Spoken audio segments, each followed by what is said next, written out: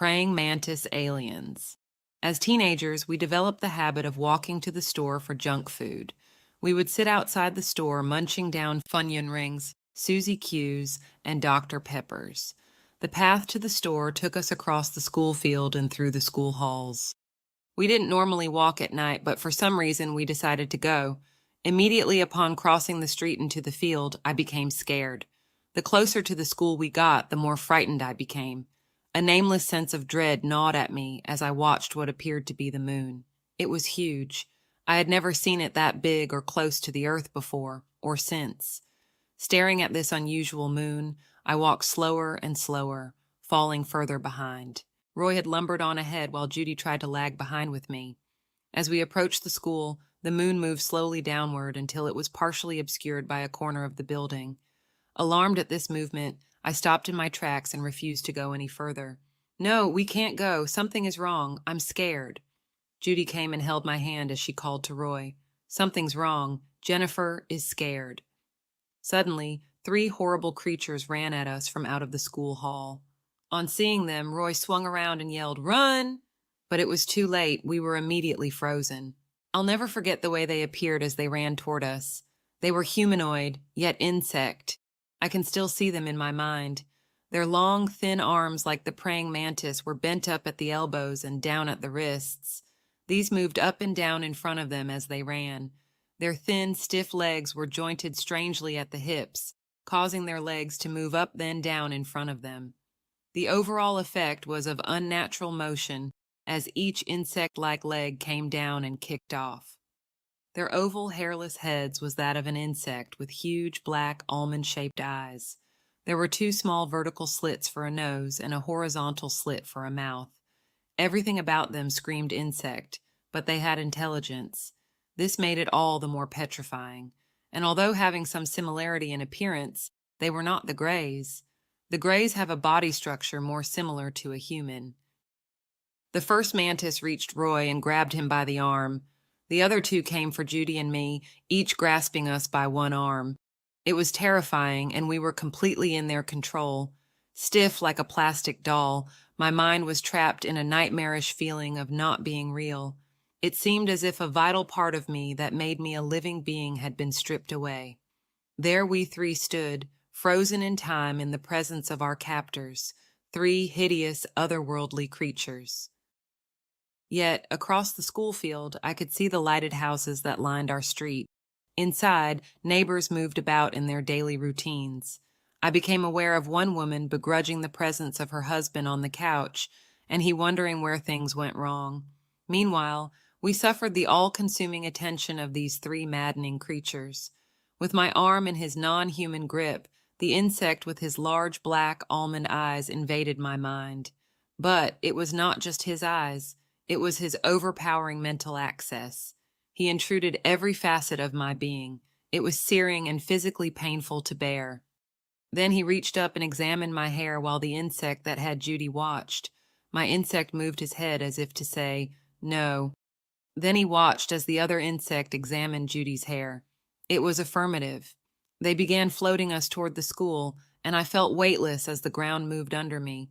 I saw that their small ship had landed to the right of the school hall, and a ladder descended out its open door. From here, I go blank.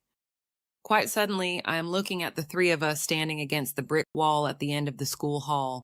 My body was in the middle. Judy stood to my left, and Roy was to my right, standing on the outside of the hall. Apparently, out of fear, I had spiritually left my body and materialized about 3 classrooms down. It was safer down here. I noticed that I had not formed my hands, so make an effort to complete myself. The beings did not immediately acknowledge me. Either they did not notice at this point or they did not care. I saw the 3 people standing there and began judging the one that was supposed to be me.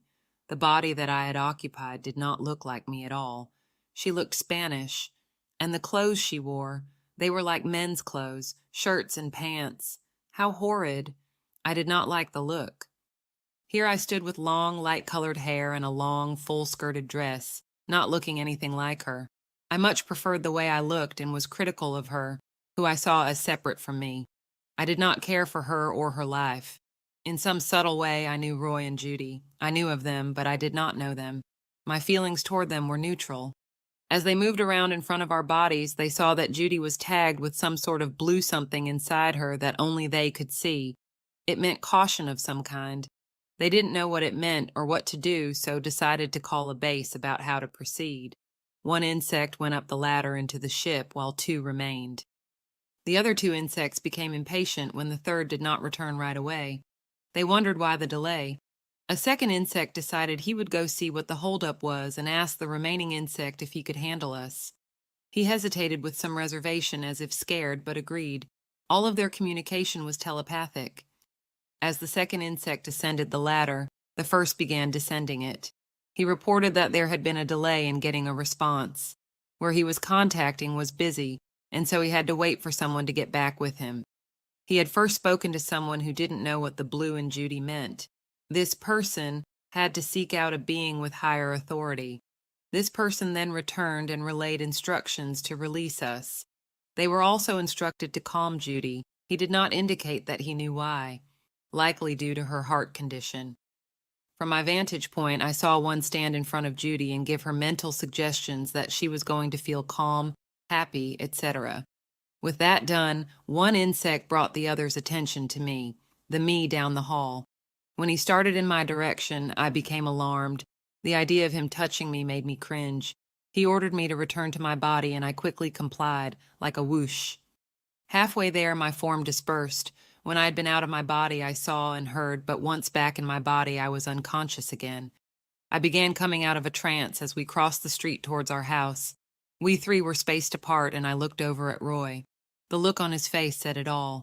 He was mortified, and I felt sympathy for him. He doesn't understand what's going on, I mused to myself as if I did somehow. As we walked up the driveway, Judy perked up and, sounding somewhat elated, said, "I feel really good about getting back home. It's strange. I've never felt like this before." Of course, it was the post-hypnotic suggestion implanted by the aliens. They not only used words, but they emanated the feelings they want to impart to her. This feeling was then triggered by her arriving back home. In the house, we remained silent, on automatic in our own worlds with no memory of the incident, at least not at that time. But aliens don't realize memories are always there, somewhere, and they affect us in immeasurable ways. It is not as benign as aliens like to placate themselves into thinking. Even without conscious recall, their relentless intrusion into our lives has a tremendous and detrimental impact. It leaves us with a haunting residual of depression, fear, and dread, even aversions to those we most love. Intrusions are not only rips in our perception of time, but they are rips into our psyche as well. Was the soul that came out of my body and into the hall the spirit woman the gray placed inside of me? If so, her indifference and dislike for the person Jennifer would make perfect sense. I can still see my body so clearly in my mind and having the feeling that she is not me.